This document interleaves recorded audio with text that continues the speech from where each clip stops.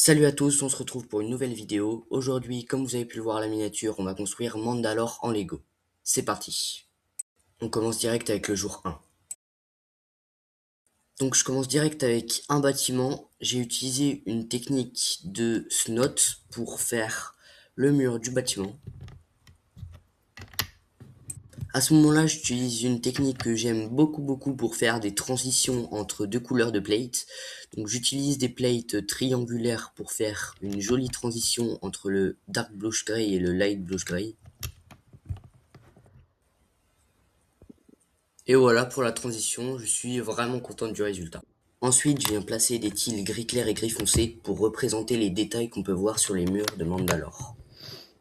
Mais je compte évidemment remplir les trous avec des pièces de gris ou d'autres plates par exemple.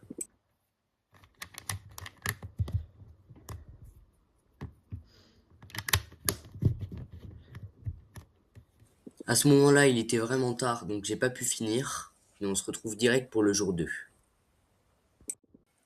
On passe direct au jour 2, c'est parti. Aujourd'hui, on se retrouve pour le jour 2 et j'ai fini le mur en snot. Donc voilà, j'ai utilisé des techniques de construction assez sympas, notamment le mélange des plates et des tenons que je trouve vraiment stylé, et également le mélange de couleurs qui rend vraiment bien. Ensuite, j'ai fabriqué un grand poteau avec des 2x2 en light bluish gray. Malheureusement, j'ai dû tricher un petit peu, j'ai utilisé ces pièces car je n'avais plus de 2x2 en light bluish gray, mais bon, ça se verra pas dans la mock.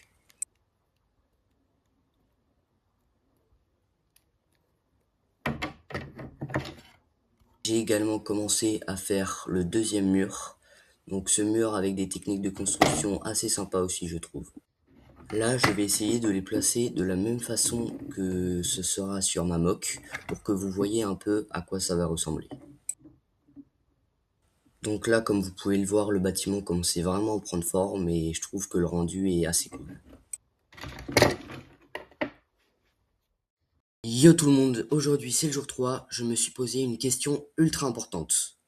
Où est-ce que je vais trouver assez de figurines pour cette mock? Heureusement pour ça, j'ai une réponse.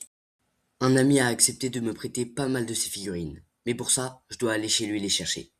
Donc c'est bon, je suis allé les chercher, on va voir dès maintenant ce qu'on a. Donc on a 3 clones de la 332e classique, plus le Capitaine Vaughn. Et pour les Mandaloriens, on a 3 Mandaloriens bleus classiques, plus leur chef Bo-Katan. Et voilà, c'est tout pour les figurines que j'ai eu en plus. On passe direct au jour 4 et vous allez voir que je vais dépenser beaucoup d'argent. Donc comme vous le savez, pour cette création, il me fallait beaucoup de pièces de Lego. Je commence directement avec une grande plaque de base de 48 par 48. Oui, c'est choquant, mais j'en avais pas. Ensuite, j'ai fait une énorme commande pique-brique, mais ça, je vous réserve la surprise pour l'épisode 2. Ensuite, je suis allé sur mon téléphone, je me suis baladé sur le site de Smith Toys, et j'ai vu un Battle Pack qui pourrait bien m'aider pour ma mock. En plus, à 13,99 chez Smith Toys, au lieu de 19,99 chez Lego, allez, je le prends en 3 fois. Si t'as aimé la vidéo, n'hésite pas à liker, commenter et surtout t'abonner. Allez vraiment, abonne-toi pour voir l'épisode 2. Si tu veux voir CodyFan26 et moi-même s'affronter dans un duel de mock, clique sur cette vidéo.